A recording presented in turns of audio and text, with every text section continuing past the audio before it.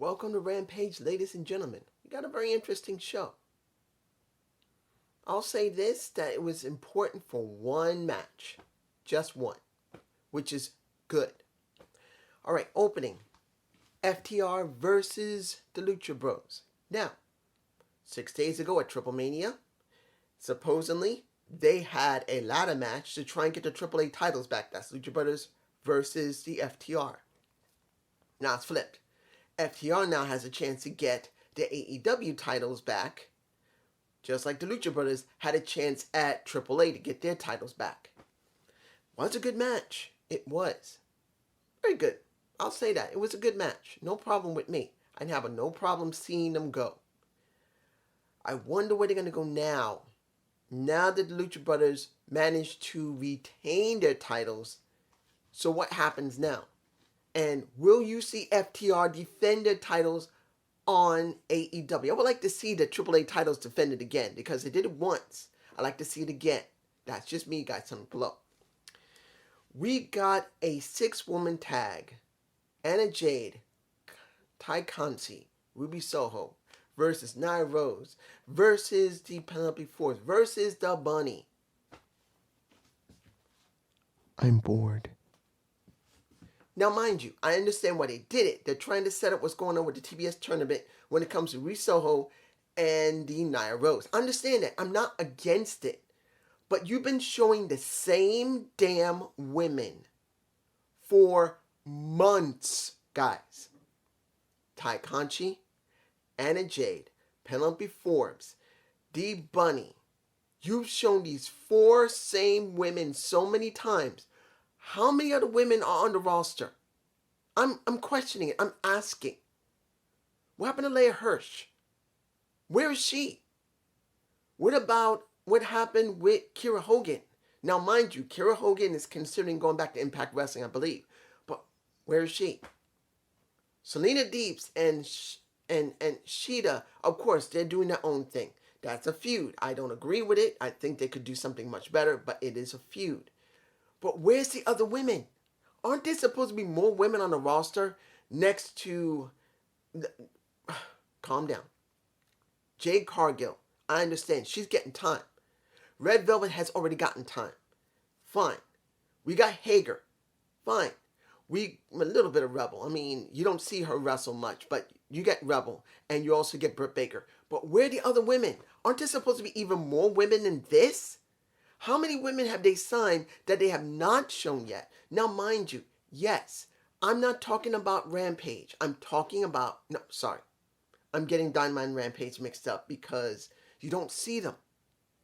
Rampage, yes, is an extension of Dynamite, so they're only going to show the most prominent people. But at this point, don't you think just before TBS finally takes care of Rampage, you will throw a new couple of women on there? I'm just saying. Heels won. I'm not surprised. Now, they got Cole and Yuta. And this is best friends as well as the Super Click. Now, this is an interesting thing. I don't know if anyone caught it. I'm sure someone would. But you saw Trent, who was standing with best friends, and he's saying because Wheeler Yuta was going to have this moment to talk, and it was Orange Cassidy was trying to put him over as his protege. But you hear Trent say, hey, I just came back. Maybe I should say something. I should say, I just came back with some short hair. I should say something. And that's like a little hint. To me personally, that feels like a hint. A hint of how long you think Trent is going to stay with best friends. You wonder.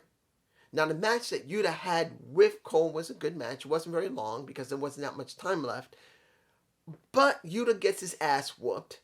Best friends get the ass whooped. Trent gets a triple, seeing the triple after he gets his spinal. I'm sorry, guys. I worry about Trent. Okay? I'm botching. I know he's fine because getting the triple V triggered in the face, triple knee to the face, into his neck. I'm sure they wouldn't do that unless he was safe, that he's capable of handling it. I know. I understand. But knowing the guy just had spinal fusion makes me a little nervous. Okay? I know going to take care of him. I know they're not going to hurt him. I know they're going to be careful with him, but still it makes me a little nervous about it. Just a little, until I see him really start getting into wrestling a lot. Then I'll feel better. But this show honestly was about one thing. Hook first match. This is Hook's first match against Fuego del Sol. And he comes out, as Hook comes out, all strutting along, who don't give a damn about anything, gets into the ring with some boxing gear, because he looks like he's wearing boxing, he literally is wearing boxing clothes. He looks like he's about to box, bare knuckle boxing or boxing. And he does quite well like his father. He basically takes the style of his father and adds a little bit on top of it. Now mind you, we knew that Hook was going to be something like his father. There's no way he's not going to take something from Taz. There's no way. Taz raised him. Taz is his dad. Peter Lorecki is Taz. And the guy knows jujitsu. You can't tell me he wouldn't teach him something. You can't tell me that his son didn't try amateur wrestling at one point, which he probably did, and he did do it. He said he was a Division I. Now, mind you, I don't know if that's true or not. Maybe he was. But the point is, Hook has been trained by his father and probably maybe one or two more people. I don't have a problem with his ring ability. Even though this is the first time seeing it, it looks at least sound enough that he can do a match. Now, here's the interesting situation. Where do they go with his character? Can he hold a promo? Does he have enough charisma? Now, mind you, the crowd cheered and loved him. They weren't cheering for Fuego del Sol. They were cheering for Hook. They were cheering for Hook, guys. So the question is going to be, where are they going to go with Hook eventually? Can he hold a promo?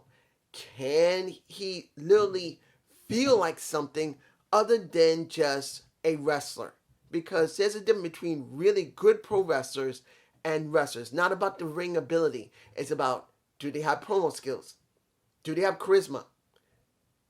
Can they literally tell a story in the ring? Not just wrestle like Charlotte Flair, but can they tell a story in the ring that not only puts themselves over, but their opponent? If you actually think that just doing incredible spots is enough to really get people to be interested in you, you got another thing coming, because you got to make sure your opponent look good. I'm just saying. Now, I hope you enjoyed this Rampage, and I know I could talk about what happened with FTR attacking Sting and Darby Allin, but I'm leaving it. I don't know the full story about what they're going to go with it when winter is coming. I'm waiting. I'd rather wait and come up with a better opinion. But that's just me. Peace.